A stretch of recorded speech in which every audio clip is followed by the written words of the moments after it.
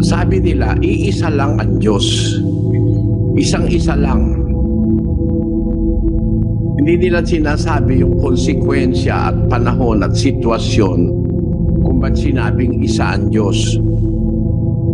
Basta isa ang Diyos, kaya si Kristo papatak tao.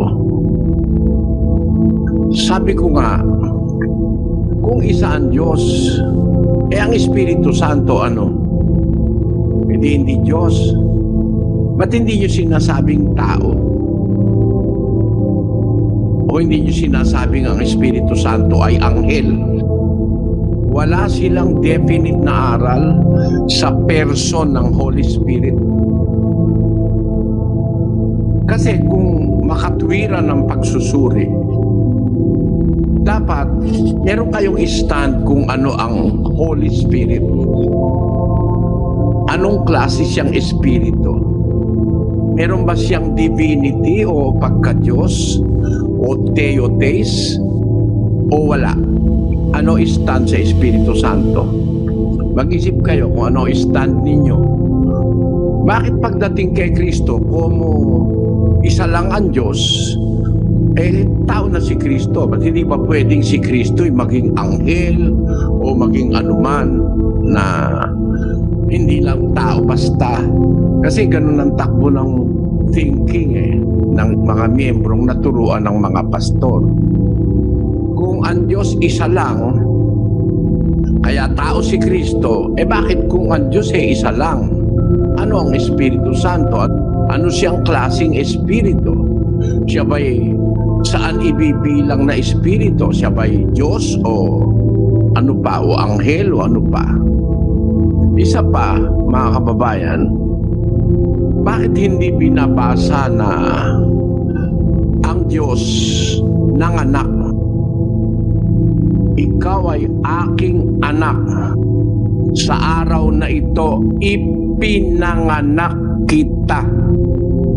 Makikita mo yung pagod niya sa kanyang mukha. Makikita mo yung pagod niya sa kanyang lakad. Ang katunayan, nasa airport ka din, nakita mo siya. Mapipikit siya. Pag gano'n, tahimik na kami nun. Siya kahit kapiraso man lang nakakapain na. Bago magsimula ang program, nakita mo siya, nakaganyan lang siya. Ganyan lang siya. Hindi, nag-iisip siya. Ay natuturo. Pero pag nagsimula na yung pagpapahayag niya, wala ka makikita ang pangit sa kanya. Nakangiti siya, masaya siya, malakas siya. Pero bago siya magsimula, nagluluto muna siya ng pagkain ng mga bisita. Non-travel yun. From his location, non-travel yun. Walang kapagod-pagod. Bukod pa yun sa studio. Mayroong Spanish, may Portuguese, may English. Kasi may broadcast yung Europe, Israel, Africa, at saka yung Middle East. Ang nakita ko po sa kanila, hindi mo nga alam kung bakit buhay ka pa. Hindi, gawin mo na yun. Kung nasa kapangyarihan ng iyong kamay na yung gawin mo. Napakagandang budhi ng samahan.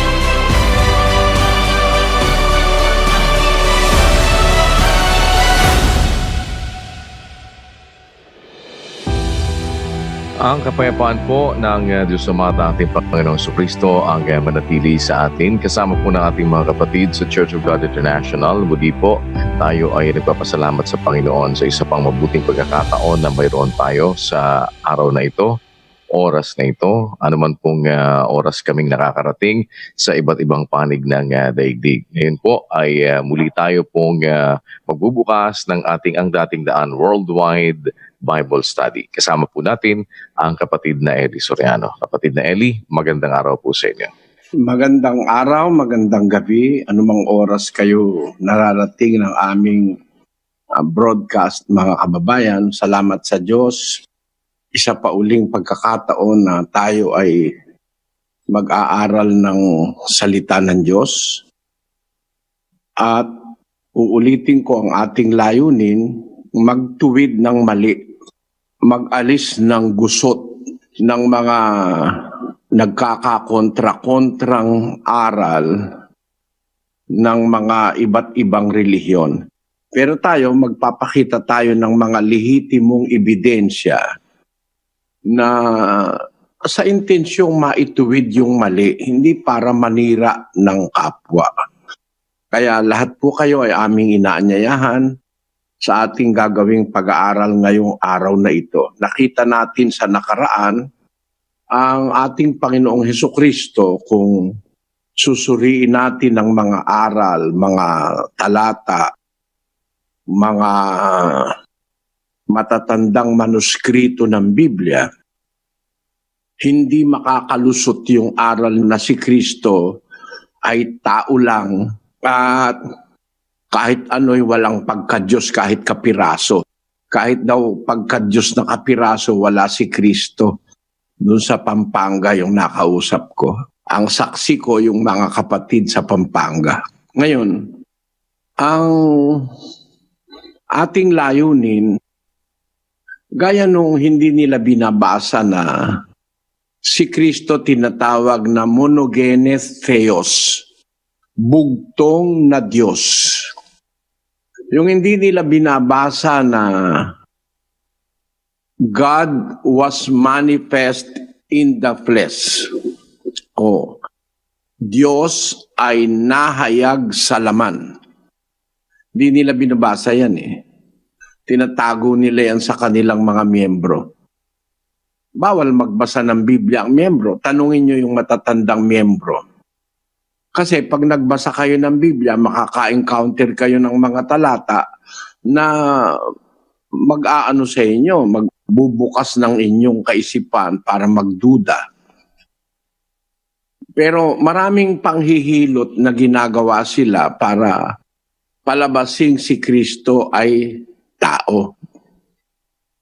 Ang nakakapagtaka sa isang nag-iisip, sabi nila, iisa lang ang Diyos. Isang-isa lang. Hindi nila sinasabi yung konsekwensya at panahon at sitwasyon kung ba't sinabing isa ang Diyos. Basta isa ang Diyos, kaya si Kristo papatak tao.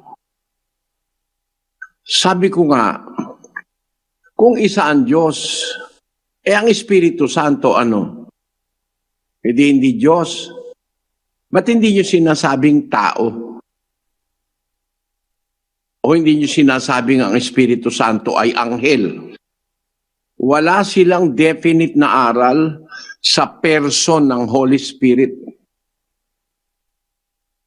Kasi kung makatwiran ng pagsusuri, dapat meron kayong stand kung ano ang Holy Spirit. Anong klase siyang espiritu? Meron ba siyang divinity o pagka-Diyos o theotes o wala? Ano stand sa Espiritu Santo? Mag-isip kayo kung ano stand ninyo. Bakit pagdating kay Kristo, como isa lang ang Diyos, tao na si Kristo. Ba't hindi ba pwedeng si Kristo maging anghel o maging anuman na hindi lang tao basta? Kasi ganun ang takbo ng thinking ng mga miyembrong naturuan ng mga pastor. Kung ang Diyos isa lang, kaya tao si Kristo, bakit kung ang Diyos isa lang? Ano ang Espiritu Santo? Ano siyang klaseng espiritu? Siya ba'y saan ibibilang na espiritu? Siya ba'y Diyos o ano pa? O anghel o ano pa? Isa pa, mga kababayan, bakit hindi binabasa na ang Diyos nanganak? Ikaw ay aking anak. Sa araw na ito, ipinanganak kita. Yung salitang ipinanganak doon, hindi ipinanganak sa bunganga. Hindi ipinanganak na salita lang. Hindi ganon. Yung salitang ginamit na ipinanganak kita, yung act of, parang act ng panganganak ng isang babae, nanggaling sa kanya. Yung salitang yaulad, to bear young, causatively to beget, ipinanganak kita. At ang ginamit na salita sa Bagong Tipan, yung sa Grego, sa araw na ito ay ipinanganak kita ay yung salitang Grego na pakilagay mo sa screen, genao.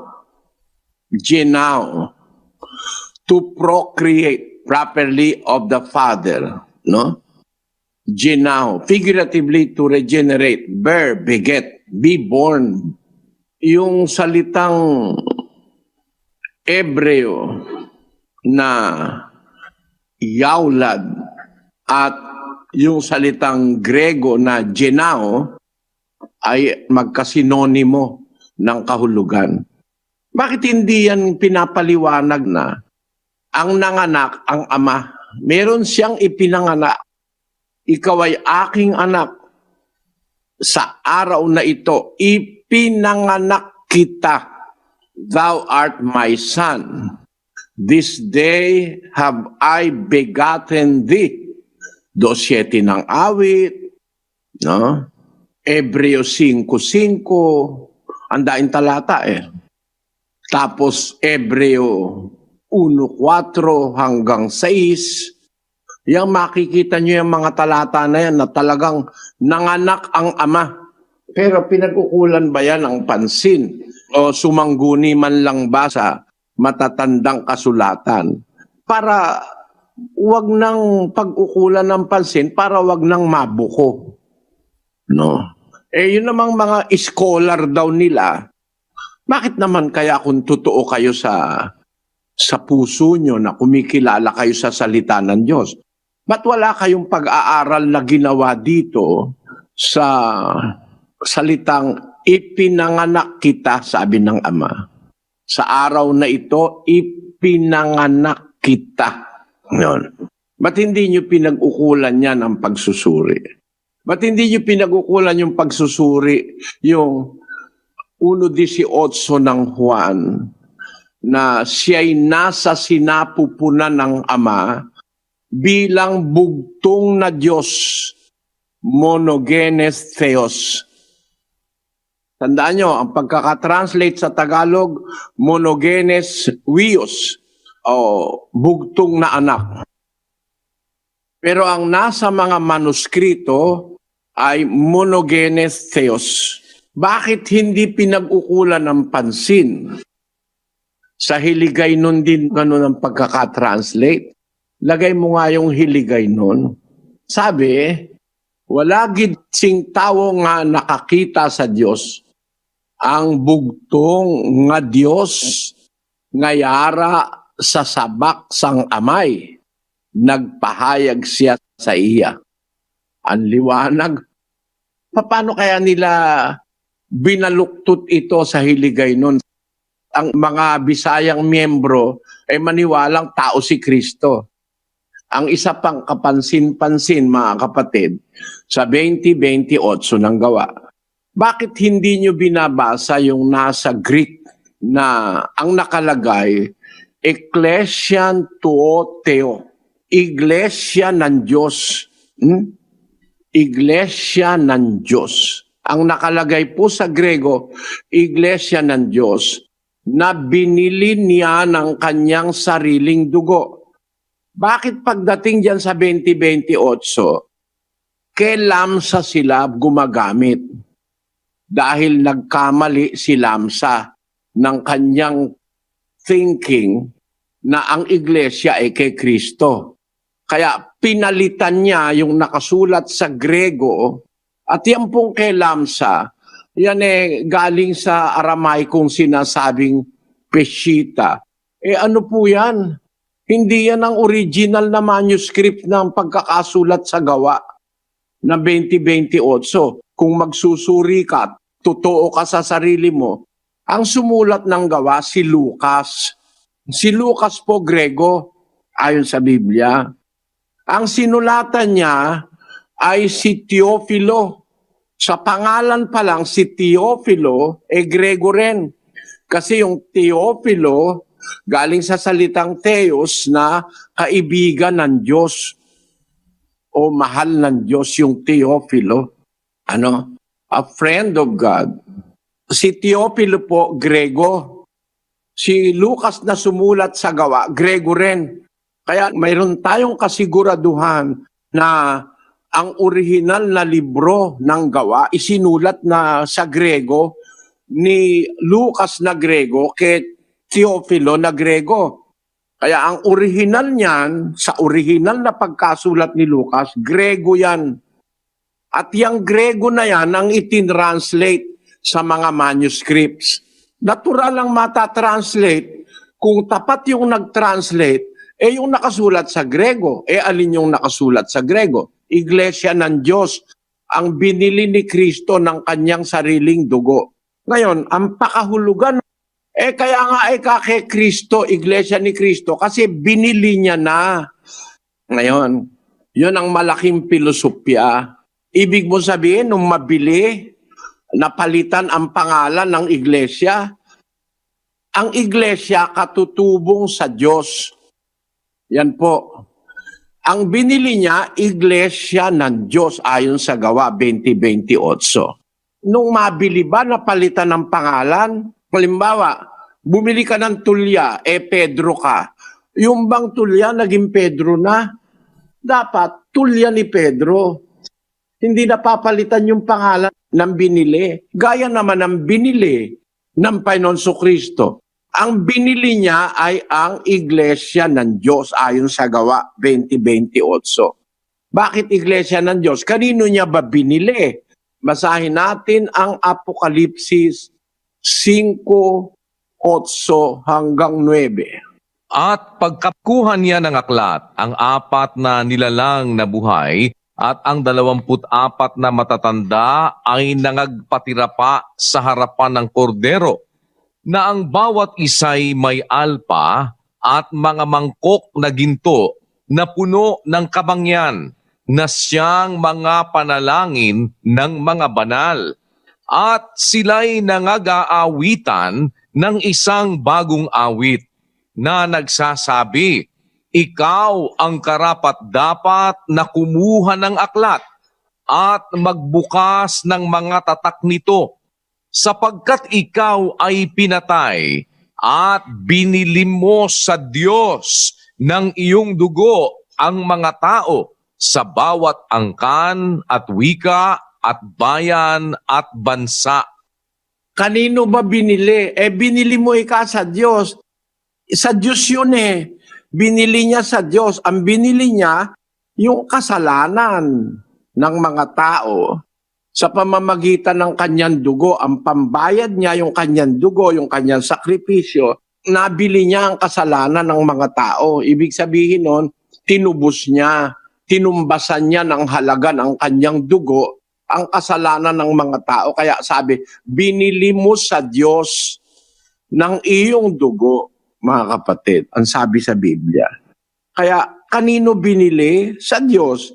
Originalmente, sa Diyos naman talaga yung mga tao na yun Basahin natin ang Juan, Kapitulo 17, versikulo 10, mga kapatid. Pakinggan nyo.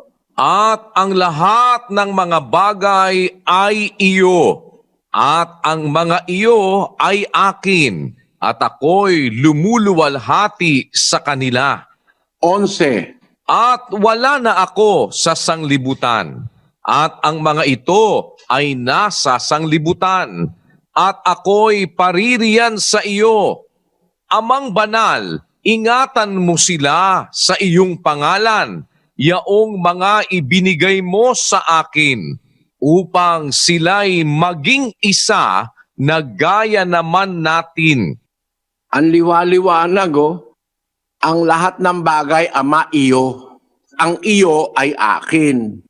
Ako'y lumuluwalhati sa kanila, sabi niya. Tapos sa 11, wala na ako sa sanlibutan, paakyat na kasi siya. Ang mga ito nasa sanlibutan. Ako'y paririyan sa iyo, Amang banal. Ingatan mo sila sa iyong pangalan, yaong mga ibinigay mo sa akin. Aba, mananatili pala sa ilalim ng pangalan ng Ama, yung mga ibinigay kay Kristo o binili niya. Kaya nga Iglesia ng Diyos ang nakasulat Ingatan mo sila sa iyong pangalan, yung mga ibinigay mo sa akin. Kaya tiyak na tiyak mali si Lamsa nang ilagay niya na Iglesia ni Cristo yung nasa 20:28. Kasi ang nasa Grego, Ecclesian tuo Theo, Iglesia ng Diyos. Sa Ama ang lahat ng bagay. Ang Iglesia ay sa Ama. No? Ang mga tao ay sa Diyos. Yung mga sumasampalataya. Kaya Iglesia ng Diyos. Tapos, binili ni Kristo. Napalitan na, naging Iglesia na ni Kristo. Hindi ganon. Ang sabi ng Biblia, ingatan mo sila sa iyong pangalan. Sa pangalan pa rin ng Ama, dapat matawag at maingatan yung Iglesia o yung mga taong sa Diyos. Yan ang katutubo na nasa Biblia. Daniel 9:19. Pakinggan nyo mga kababayan. O Panginoon, dinggin mo. O Panginoon, patawarin mo. O Panginoon, iyong pakinggan at gawin. Huwag mong ipagpaliban alang-alang sa iyong sarili, O Diyos ko, sapagkat ang iyong bayan at ang iyong mga tao ay tinatawag sa iyong pangalan. Tinatawag sa iyong pangalan. Yan ang katutubong katotohanan. Ang tao ng Diyos, ang kanyang bayan, tinatawag sa kanyang pangalan. Bakit sinabi ni Daniel, sapagkat ang iyong bayan, ang iyong mga tao, tinatawag sa iyong pangalan? Naintindihan ni Daniel ang salita ng Diyos. Basahin natin ang Isaiah 43:7.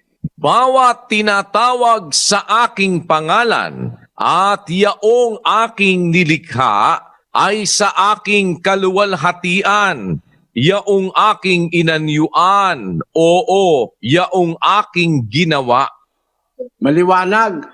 Ang Diyos pala may sabi, yung tinatawag sa kanyang pangalan, yun ang kanya. Sabi niya, bawat tinatawag sa aking pangalan at yaong aking nilikha ay sa aking kaluwalhatian, yaong aking inanyuan, oo, yun ang aking ginawa. Abay, ang tinatawag sa pangalan ng Diyos, yun ang kanya. Alam nyo, binaluktot na naman. Bawat tinatawag sa aking pangalan at yaong aking nilikha. Alin ika yung pangalan ng Diyos na nilikha niya? Yun ika ang pangalan ni Kristo. Kaya merong ganyan mga pagliligaw pero napakaliwanag Ang ibig sabihin ng Diyos, yung mga kanya tinatawag sa kanyang pangalan. Lahat ng kanya dapat tawagin sa kanyang pangalan. Nga ang naging paniniwala ni Daniel Ang iyong bayan, ang iyong mga tao ay tinatawag sa iyong pangalan, sabi ni Daniel. At yun din ang sinabi ni Pablo sa 3:14 ng Epeso hanggang 15, kapatid na Daniel. Dahil dito ay iniluluhod ko ang aking mga tuhod sa Ama ng ating Panginoong Hesukristo, na sa Kanya'y kumukuha ng pangalan ang bawat sangbahayan sa langit at sa lupa. Sinabi ni Pablo, niluluhod ko ang aking mga tuhod sa Ama ng ating Panginoong Hesukristo, na sa Kanya, dun sa Ama ni Kristo, kumukuha ng pangalan ang bawat sambahayan sa langit at sa lupa. Kaya ang sambahayan ng Diyos sa langit, kumukuha ng pangalan sa Diyos. Ang sambahayan niya sa lupa, kumukuha ng pangalan sa Kanya. Ano nga yung sambahayan niya sa lupa? Yun ang iglesia. Unang Timoteo 3:15. Pakinggan nyo mga kapatid.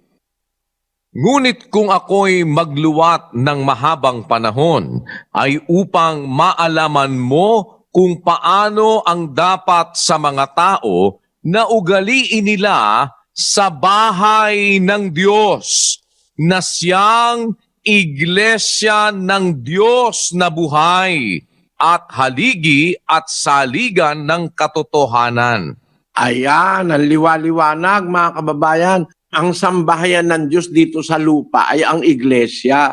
Kaya nga ang tawag iglesia ng Diyos Yan ang pag-usapan natin. Kapatid na Daniel, umpisahan natin sa pangalan ng iglesia. ano ang opisyal na pangalan ng iglesia? Kung ang iglesia, ang opisyal na pangalan, Iglesia ni Cristo, bakit kahit isang sita sa Biblia, walang nakasulat na Iglesia ni Cristo? Yung nasa 16:16, hindi Iglesia ni Cristo yon. Sa English, maliwanag yon, Churches of Christ. Pinalitan lang nila, inalis yung churches, ginawa nila Church of Christ. In all renditions of the Bible, 16:16 of Romans does not say Iglesia ni Cristo o Church of Christ. Ang nakalagay diyan, Churches of Christ. No? At bakit, mga kababayan, kung yan ang opisyal na pangalan, bakit isang beses mo lang nababasa sa Roma 16:16 ang Churches of Christ? Bakit ang Iglesia ng Diyos nababasa sa 11 talata ng Biblia? Ibig ba sabihin, ang opisyal na pangalan minsan lang babanggitin? Tapos mali pa ang pagkabanggit ng ang pagtrato. Yung churches, pinapalitang Church of Christ. Sa English, Churches of Christ. Aalamin natin ang kanilang dahilan. Mateo 16:18, tratuhin natin yung kanilang unang-unang pilosopya. Ito po, pakinggan nyo.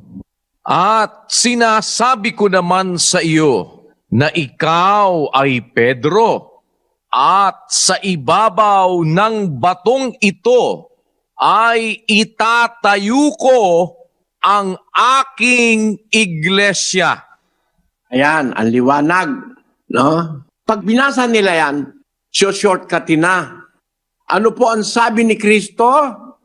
Tatayo ko ang aking, andun ang mga emphasis ang aking iglesia.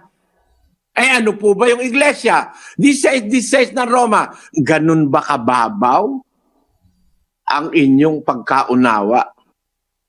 Para maintindihan nyo mga kababayan, no? Ito hindi nila ipapaliwanag ito sa inyo Pero sa awat tulong ng Diyos, gusto kong buksan ang kaisipan nyo sa bagay na ito.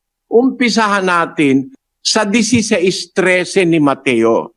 Ang sabi ng ulat ni Mateo, nang dumating nga si Jesus sa mga sakop ng Cesarea ni Filipo, tinanong niya sa kanyang mga alagad na sinasabi, ano baga ang sabi ng mga tao kung sino ang anak ng tao? Ang sagot, kanilang sinabi, anang ilan si Juan Bautista. Ang ilan ang sabi si Elias, ang iba si Jeremias o isa sa mga propeta. Kanyang sinabi sa kanila, datapwat ano ang sabi ninyo kung sino ako? Tinanong niya mga apostol, iba-iba kasi sabi ng mga tao nagkakakontra-kontra. Pero kayo, sa mga apostol, ano sabi niyo kung sino ako? Sumagot si Simon Pedro. Sinabi, ikaw ang Kristo, ang anak ng Diyos na buhay. Nung sabihin ni Pedro, ikaw ang Kristo, ang anak ng Diyos na buhay. Ano sagot ni Jesus? Sagot ni Jesus. Sumagot si Jesus at sa kanya'y sinabi, makinig kayo mabuti mga kababayan, mapalad ka Simon Barjonas, sapagkat hindi ipinahayag sa iyo ito ng laman at ng dugo. Yung pahayag na yan na si Kristo, ang Panginoong Jesus ay ang anak ng Diyos na buhay, yan hindi ipinahayag sa iyo ng laman at ng dugo. Hindi tao nagturo sa iyo niyan. Kundi ang nagpahayag niyan ay ang aking Ama na nasa langit. Ang liwanag, ano? Mapalad ka, Simon Barjonas, sapagkat hindi ipinahayag sa iyo ito, yung pagkakilala mo na ang Kristo ay anak ng Diyos na buhay, yung pagkakilala na yan, hindi galing sa laman at dugo yan, hindi galing sa tao yan, kundi ng aking Ama na nasa langit. Galing pala sa Ama yung pagkakilala ni Pedro na si Kristo ang anak ng Diyos na buhay. Hindi galing sa tao yan. Nakita nyo? Hindi pala galing sa tao, sa laman at dugo, yung pagkakilala ni Pedro na si Kristo ang anak ng Diyos na buhay. Kanino galing yung pagkakilala ni Pedro? Sa Ama. No? Bakit galing sa Ama? Basahin natin ang Mateo 11:27, kapatid na Daniel. Ang lahat ng mga bagay ay ibinigay sa akin ng aking Ama, at sino may hindi nakakakilala sa anak, kundi ang Ama. At sino may hindi nakakakilala sa Ama, kundi ang anak, at yaong ibiging pagpahayagan ng anak. Ayan. Wala palang nakakakilalang kahit sino sa Ama, kundi ang anak. Wala namang nakakakilala sa anak kahit sino pa, kundi ang Ama. Kaya reliable, pag ang nagpahayag ukol sa anak ay ang Ama, reliable yon. Pag ang nagpahayag ukol sa Ama ay ang anak, reliable yon, 100%. At kanino pa? At yaong ibiging pagpahayagan ng anak. No? On this point, mga kababayan, we must be disciplined by the thoughts and the idea of the Bible. Walang makakakilala sa Ama kundi ang anak. Walang makakakilala sa anak kundi ang Ama. At yaong ibiging pagpahayagan ng anak. Nangyayari ngayon ang isang misteryo sa Mateo 16. Ang sabi ni Kristo kay Pedro, mapalad ka, Simon Barjonas, sapagkat hindi ipinahayag sa iyo ito ng laman at dugo, kundi ng aking Ama na nasa langit. Pagdating sa 18, at sinasabi ko naman sa iyo na ikaw ay Pedro. Sa ibabaw ng batong ito ay itatayo ko ang aking iglesia. Kaninong pahayag yan? Di ba yan pahayag ng Ama? Ang Ama ang nagpapahayag niyan.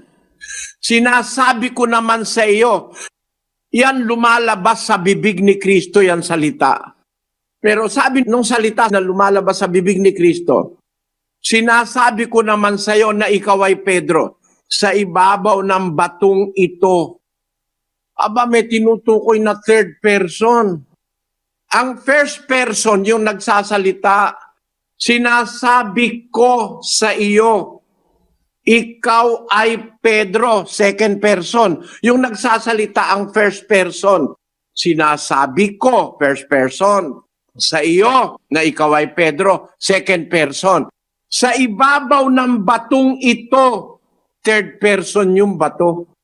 Sino nagsasalita dyan? Aba, ang napakaliwanang nagsasalita dyan ang Ama. Ang nagpapahayag niyan ay ang Ama. Bakit? Kung si Kristo nagpapahayag niyan, dapat ang sabi niya, sinasabi ko sa iyo, ikaw ay Pedro, sa ibabaw ko. Hindi siya gagamit ng third person. Sa ibabaw ko, itatayo ko ang aking iglesia. Kasi siya yung bato Ang nasa Biblia, yung batong tayuan ng iglesia o pundasyon, si Kristo.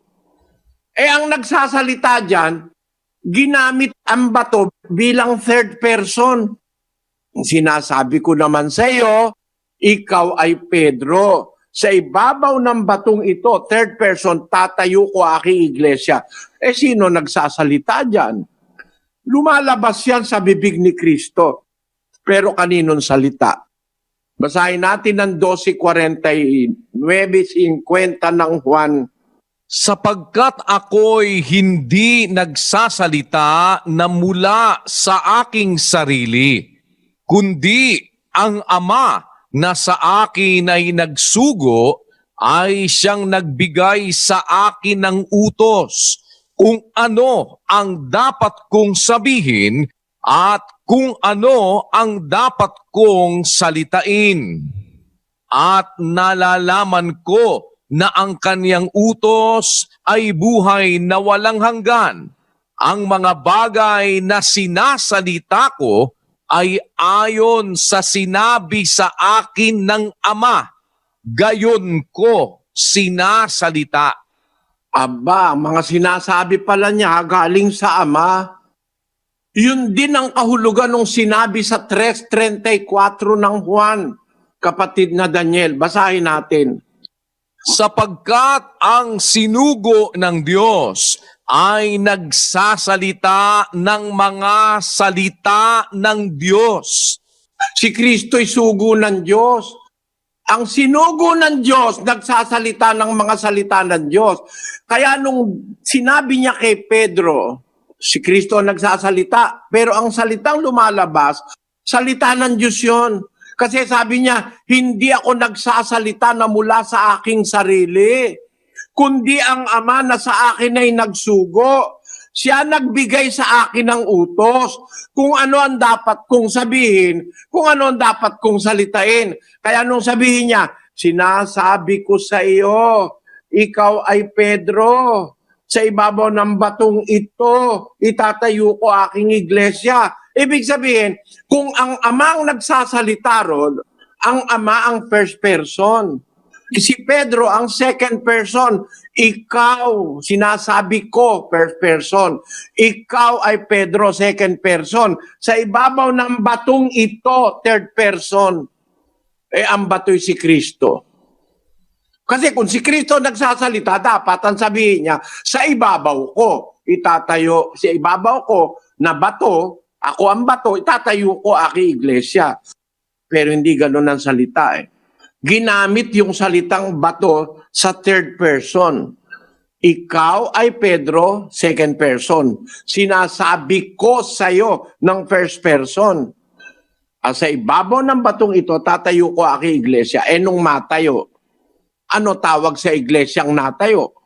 Iglesia ng Diyos.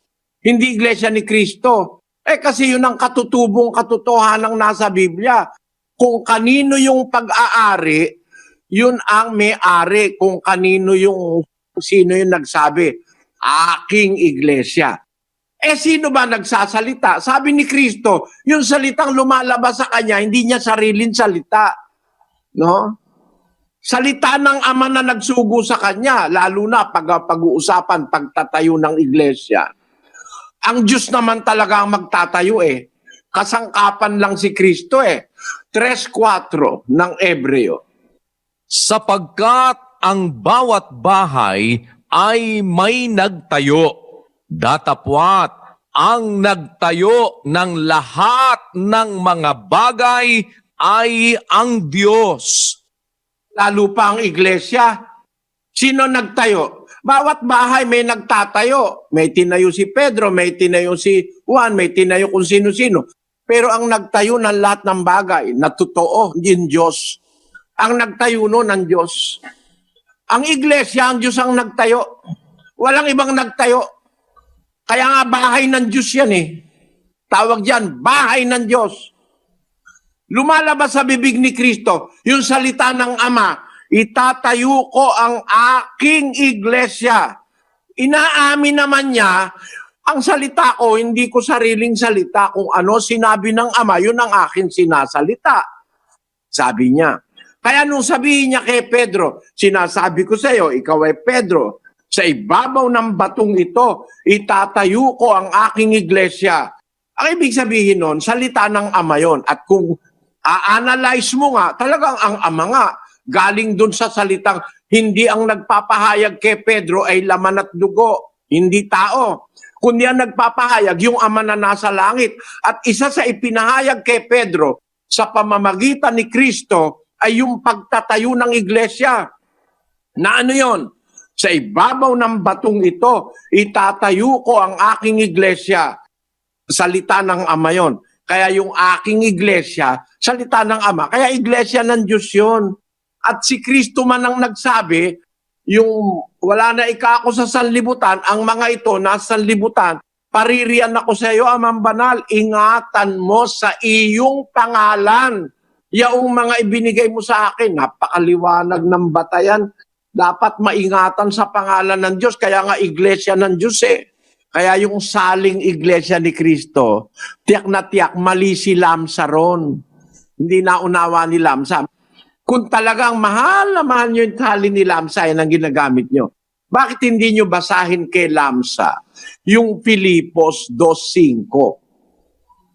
Sa rendisyon ni Lamsa, basahin nga natin yung rendisyon ni Lamsa sa 2.5 ng Philippians, kapatid na Daniel. Reason this within you, which Jesus Christ also reasoned, who, being in the form of God, did not consider it robbery to be equal with God, but made himself of no reputation, and took upon himself the form of a servant, and was in the likeness of men. Ayan, ba't hindi nyo binabasa yan na si Kristo nasa form of God? Being the form of God. At yung Colossus 2.9 ni Lamsa, kapatid na Daniel. For in him is embodied all the fullness of the Godhead. Ayan, nasa kanya ang buong kapuspusan ng pagka-Diyos sa katawan. O ba't di nyo binabasa yan kay Lamsa? O ba't di nyo binabasa yung 3.16 ng unang Timoteo kay Lamsa? Truly great is this divine mystery of righteousness. It is revealed in the flesh, justified in the spirit, seen by angels, preached to the Gentiles, believed on in the world, and received up into glory. Dakila ang hiwaga ng pagka-Diyos, the divine mystery. No? O ba't di nyo yan binabasa? O ba't di nyo binabasa yung Roman 9.5? And the fathers from among whom Christ appeared in the flesh, who is God over all, to Ayan. whom Christ appeared in the flesh among the Israelites, who is God over all. O ba't di nyo binabasa yung kay Lamsa na nasa 1.8 ng Ebreo? Lagay natin ang Ebreo 1.8. But of the Son he said, Thy throne, O God, is forever and ever. Thy throne, O God, yung Son ay Diyos ayon kay Lamsa, is forever and ever. Ba't di niyan binabasa? Kasi namimili kayo nang lalapat sa inyong sinasastre. Para kayong sastre, para mapalapat, maluwag, kikiputan. O makipot, dudugtungan, dadagdagan ng sastre. Yung lahat ng salin papabor sa kanila, kinukuha nila. Pero dun sa mismong salin na yon, pagkakukontra sa kanila, di nila ginagamit yon.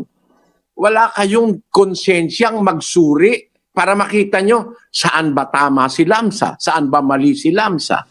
O tama ba talaga si Lamsa nang sabihin niya, Church of Christ, which he purchased with his own blood? Tama ba si Lamsa doon? Mali nga eh. At hindi naman katakataka, may mga salin mali.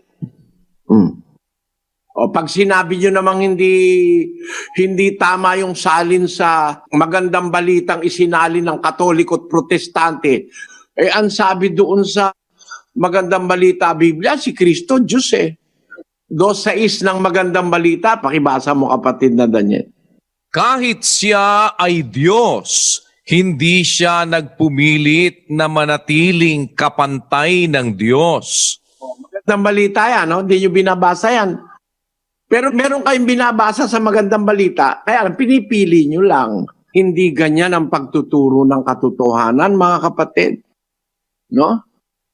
Kahit siya'y Diyos, hindi nagpumilit na manatiling kapantay ng Diyos. Ano ginawa niya? 7. Sa halip, pinitawan ng karapatan niyang ito. Namuhay na isang alipin. Ipinanganak siyang tulad ng isang karaniwang tao. Yan ang nasa Biblia ng magandang balita. Hindi nyo binabasa yan, yung parte na yan. Kahit anong salin, pagpapabor sa kanila, ginagamit nila. Pero magpakatotoo kayo. Gumamit kayo ng Grego. Suriin ninyo ang mga circumstances. Suriin ninyo ang mas maraming salin ng Biblia. I-consider nyo ang katotohanan. Ang katotohanan na nang sabihin ni Kristo, itatayo ko ang aking iglesia, ang nagsasalita, yung sinabi niya, hindi siya nagsasalita sa kanyang sarili. Ang amang nagsasalita. Lumalabas sa bibig niya. At yun naman ang talagang katutubong hula. Ibabangon ng Diyos ang isang propeta, ilalagay ng Diyos yung salita sa bibig niya. 18 ng Deuteronomio. Basahin po natin ang talata. Hindi pa pinapanganak si Kristo, yun ang nakalagay sa Biblia. 18:18 ng Deuteronomio. Aking palilitawin sa kanila ang isang propeta sa gitna ng kanilang mga kapatid na gaya mo, at aking ilalagay ang aking mga salita sa bibig niya, at kaniyang sasalitain sa kanila ang lahat ng aking iuutos sa kanya. Katutubo pa, hindi pa nagkakatawan tao si Kristo. Sinabi na ng Diyos kay Moises, kausap niya po rito si Moises, aking palilitawin sa kanila ang isang propeta sa gitna ng kanilang mga kapatid na gaya mo. Kay Moises sinasabi yan, aking ilalagay ang aking mga salita sa bibig niya, sa bibig ng propeta, at kanyang sasalitain sa kanila ang lahat ng aking iniutos sa kanya. Kaya lahat ng sasabihin ni Kristo, yung utos ng Ama, salita ng Diyos yun eh. Sinong propeta yan? Basahin natin ang paliwanag ng Bagong Tipan sa 3:22 ng Gawa. Tunay na sinabi ni Moises, ang Panginoong Diyos ay magtitindig sa inyo ng isang propetang gaya ko mula sa gitna ng inyong mga kapatid. Siya ang inyong pakinggan sa lahat ng mga bagay na sa inyo'y sasalitain niya. Yan, ina-affirm pala ni Moises yung hula sa 18 na ang sabi, ang Panginoon Diyos magtitindig sa inyo ng isang propetang gaya ko mula sa gitna ng iyong mga kapatid. Siya ang inyong pakikinggan kasi kaya papakinggan, ilalagay ng Diyos yung salita sa bibig ng propeta. Sino yan? Sa 20. At upang kaniyang suguin ang Kristo na itinalaga sa inyo na si Jesus. Ayon, si Kristo pala yung propeta na yon. Kaya maliwanag sa Biblia, pag nagsalita itong propetang ito, ang sasabihin ito, salita ng Ama. Kaya nung sabihin niya, sa ibabaw ng batong ito, itatayo ko ang aking iglesia, ang may-ari talaga ng iglesia, ang Ama, siya naman talaga nagtayo ng lahat ng bagay. No? Nasa hula pa lang, ang Diyos na talaga ang magtatayo. Nakasangkapan lang siya ng isang propeta na magsasalita ng kanyang salita, at yun ay ang ating Panginoong Kristo. Kaya napakaliwanag ng katwira na ang iglesia ay sa Diyos. Iglesia ng Diyos ang opisyal na pangalan. Unang-una, siya may-ari, siya nagtayo, kanya yung mga tao, siya ang naglagay ng kung sino-sinong nasa iglesia. 12:28 ng unang Korinto, kapatid na Daniel. At ang Diyos ay naglagay ng ilan sa iglesia. Una-unay mga apostol, ikalaway mga propeta, ikatloy mga guro, saka mga himala, saka mga kaloob na pagpapagaling, mga pagtulong, mga pamamahala, at iba't ibang mga wika. Sino ba nagporma ng iglesia? Di ba ang Diyos? Naglagay siya sa iglesia na una, apostol, propeta, etc., etc. Kaya nga iglesia ng Diyos yan eh. Ang opisyal na pangalan, iglesia ng Diyos, kasi yung nagtayo ang Diyos, siya may-ari, no? Pati si Kristo, kanya eh. Di ba si Kristo, Kristo ng Diyos yun eh. Kaya pag samasamahin mo lahat, yung ulo, pati yung katawan, sa Diyos talaga yan. 9:20 ng Lucas. Pakinggan nyo. At sinabi niya sa kanila, datapwat ano ang sabi ninyo kung sino ako? At pagsagot ni Pedro ay nagsabi, ang Kristo ng Diyos. Si Kristo sa Diyos eh. Kaya pag pinagsama-sama mo, yung ulo, sa Diyos yun. Yung katawan, sa Diyos yun. Kanino? Iglesia. Di sa Diyos, yung buong katawan kasama yung ulo sa Diyos. 2:16 ng Efeso. Pakinggan nyo. At upang papagkasunduin silang dalawa sa isang katawan sa Diyos. Ano? Ang katawan sa Diyos. Hindi pag-aaring ni Kristo yung katawan na sabi mo. Kaya iglesia ni Kristo dahil katawan ni Kristo. Yung bang ulo ko, ako, yung ulo ko. Yung katawan ko ba, pag-aari ng ulo ko? Hindi. Pagsamahin mo yung ulo ko at saka yung katawan ko, may-ari nun ng Diyos. Basa sa unang Korinto. Pakinggan nyo ang sinasabi ng talata ng Biblia. 6:20.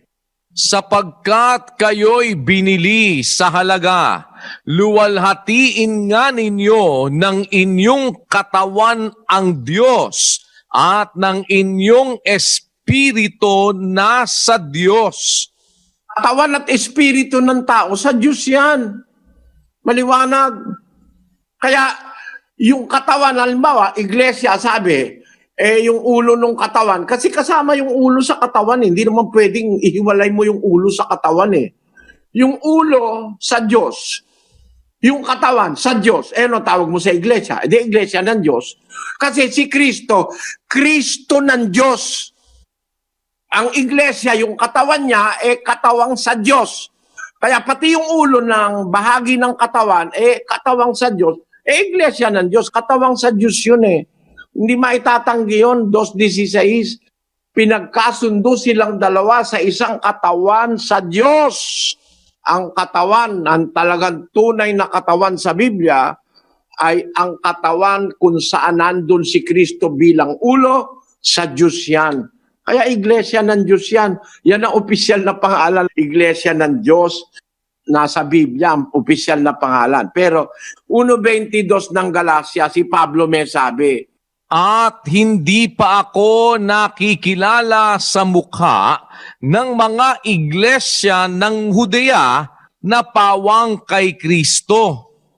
yung palang mga iglesia ni Kristo, plural, mga iglesia pala sa Judea yon na bumabati sa mga taga-Roma, mga iglesia ng Judea na pawang kay Kristo. Yung mga nasa Judea na mga iglesia ni Kristo, yun ang bumabati sa mga taga-Roma. Sino-sino ba yung mga iglesia ng Judea na pawang kay Kristo? Mga iglesia ni Kristo. Sino-sino yon? 2:14 ng unang Tesalonika. Pakinggan nyo. Sapagkat kayo, mga kapatid, ay nagsitulad sa mga iglesia ng Diyos na nasa Judea kay Kristo Jesus. Yun pala, yung palang mga iglesia ni Kristo na nasa Judea, yun pala ang mga iglesia ng Diyos. Mga lokal ng iglesia ng Diyos na nasa Judea. Yang mga yan ay kaya nakarating ng Judea, nag-umpisa yan sa Jerusalem, nung itayo ang iglesia, pinag-usig, nagsipangalat sa mga dako ng Judea, kaya maraming mga lokal sa Judea, kumalat yung nanggaling sa Jerusalem. Basahin natin ang 8:1 ng Gawa. Pakinggan nyo. At si Saulo ay sumang-ayon sa kanyang pagkamatay. At ng araw na yaoy nangyari ang isang malaking pag-uusig laban sa iglesia na nasa Jerusalem. At silang lahat ay nagsipangalat sa lahat ng mga dako ng Judea at Samaria, maliban na sa mga apostol. Kaya pala nagkaroon ng maraming iglesia ng Diyos sa Judea, nag-umpisa sa Jerusalem, nung usigin doon, nagkaroon ng pag-uusig sa pangunguna ni Saulo na siyang naging Apostol Pablo, ay kumalat sila, nagkarating sa mga dako ng Judea kasi malawak yung Judea eh. Kaya sa Judea, maraming mga kapatid na nagkalat doon, mga lokal ng iglesia. Tawag ni Pablo, mga iglesia ng Diyos na nasa Judea, yun ay mga kay Kristo Jesus. Kaya ang tawag doon, mga iglesia ng Judea na pawang kay Kristo. Yun din ang mga iglesia ni Kristo na bumabati ng banal na halik sa mga taga-Roma. Ayun. Kaya yung mga yon, mga iglesia ni Kristo, yun ang mga iglesia ng Diyos. At kung babasahin mo ang Biblia buo sa Bagong Tipan, may 11 talata na ang sinasabi iglesia ng Diyos.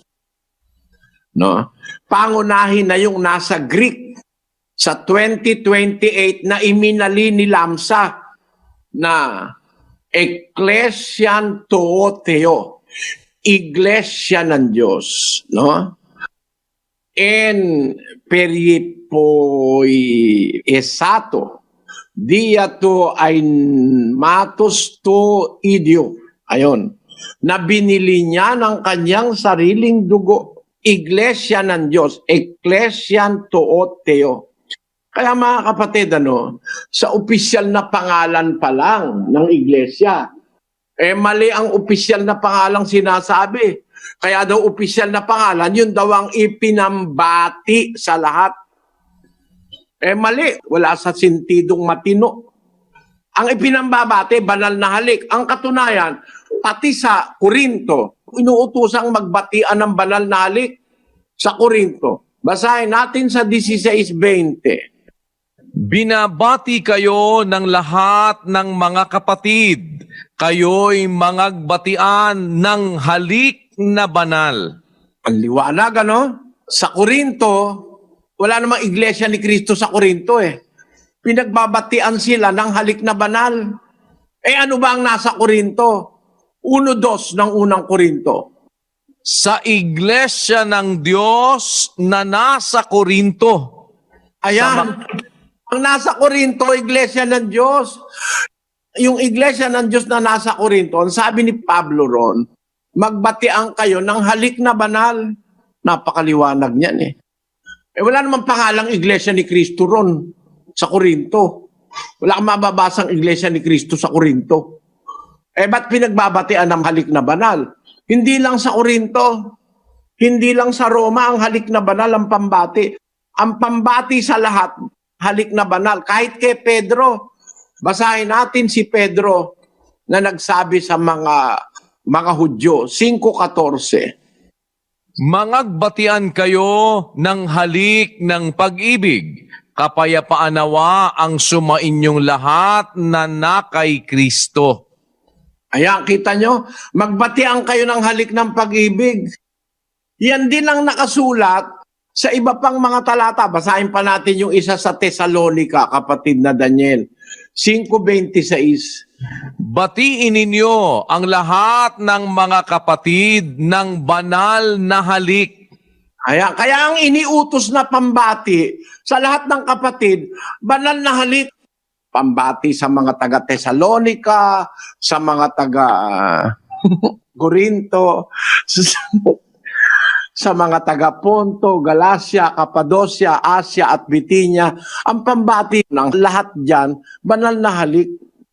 Kaso sa kanila, may isa pa silang problema. Ang banal na halik daw, yan daw ay shake hands o kaya beso-beso. Paano kayang magbabatian ng banal na halik yung nasa Roma doon sa mga nasa Judea? Paano magbebeso-beso yun at saka mag-shake hands? Paano mag-shake hands yun? Pinagbabatian ng banal na halikan lahat ng mga kapatid. Paano mag-shake hands kay lalayo ng mga pinagpupuntahan ng kapatid na nangalat? Sabi nga ni Pedro sa kanyang sulat, si Pedro na apostol ni Jesucristo sa mga hinirang na nangingibang bayan na nasa pangangalat sa Ponto, Galacia, Cappadocia, Asia at Bithynia. Ang lalayo niyan. Diyan sa mga tao na yan na nangangalat, diyan niya rin sinabi, magbatian kayo ng halik na banal doon sa 5 ng Pedro, diyan sa sulat na yan. Magbatian ng halik ng pag-ibig. Ang nasa sitas na ipambabati, banal na halik. No? At ang babatiin, lahat ng mga iglesia ni Kristo na nasa Judea.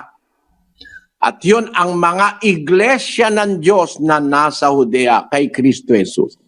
Nandoon pa rin yung opisyal na pangalan ng iglesia. Bakit ang iglesia ng Diyos ang opisyal na pangalan? Ang may-ari ang Diyos. Siya nagtayo. Siya may-ari ng lahat ng bagay. Kinasangkapan niya si Kristo para maitayo, pero sa kanya ang kredito. 3:4 ng Hebreo. No? Yung salita ni Kristo, lumabas sa bibig niya, aking iglesia, yun po'y salita ng Diyos. Sabi niya, hindi ako nagsasalita mula sa aking sarili. Ang Ama ang nagsasalita. 12:49. Yan. Kaya dapat matanggap natin, mula pa sa umpisa, magbabangon ng Diyos ng isang propeta. Sabi niya kay Moises, ilalagay ko ang aking mga salita sa bibig niya. Ang liwanag niyan, 18:18 ng Deuteronomio. Ang naging katuparan niyan, 3:22 ng Gawa at 20, na si Kristo yung propetang nilagyan ng Diyos ng kanyang salita sa bibig niya. Kaya nung magsalita ang Kristo, itatayo ko ang aking iglesia. Ang nagaganap dyan, yung salita ng Diyos. Kasi ang Diyos naman talaga ang nagpanukala na itatayo ang iglesia. Yan. Kasi siya ang nagtayo ng lahat ng bagay. Sa mga puntong ito, mga kapatid, mga kababayan, makikita natin na mali ang interpretasyon. Dito, sa pangalan pa lang, mga kapatid, saluting the members in Rome are the churches of God which are in Judea. The churches in Judea are all under the administration of Christ. That's why they are called the churches of Christ. Let us read in Galatians 1:22, Brother Daniel. And was unknown by face unto the churches of Judea, which were in Christ. Churches of Judea are the churches which were in Christ. And the name of those churches in Judea are the churches of God in Judea. In 1 Thessalonians 2:14, the churches of God which in Judea are in Christ. Still the name is the church of God. Like what the Apostle Paul taught the Corinthians in 1 Corinthians 1:2, 2 Corinthians 1:1. Let us read it, Brother Daniel. Unto the church of God which is at Corinth, to them that are sanctified in Christ Jesus. The church which is at Corinth is the church of God. Likewise in 2 Corinthians 1:1. Paul, an apostle of Jesus Christ by the will of God, and Timothy, our brother, unto the church of God which is at Corinth, with all the saints which are in all Achaia. That church which is in Corinth is the church of God. Those were the very churches that are scattered in all the regions of Judea, the church of God. The official name of the church is the church of God. Why? The one who really composed the church is God. 12:28 of 1 Corinthians. He built the house or the church. 3:4 of the book of Hebrews. Christ, when he said, I will build my church, is saying the words of the Father who sent him. That's why when Christ said, I will build my church, it is the Father that we must understand. It's the Father that is talking. The words of the Father coming from the mouth of the Lord Jesus Christ. I will build my church. The official name of the church of the Bible is the Church of God. And that is affirmed by God in Isaiah 43:7. Everyone that is called by my name, for I have created him for my glory, I formed him, yea, I have made him. Bawat tinatawag sa aking pangalan at yaong aking nilikha ay sa aking kaluwalhatian. Yaong aking inanyuan, oo, yung aking ginawa. Yung inanyuan ng Diyos, itinayo ng Diyos, yung ginawa ng Diyos, yung nilikha ng Diyos, tinatawag lahat yon sa pangalan niya. Kaya nga tawag sa Biblia, Kristo ng Diyos. No? Tao ng Diyos, anghel ng Diyos, Espiritu ng Diyos, Iglesia ng Diyos. Yan po ang nasa Biblia.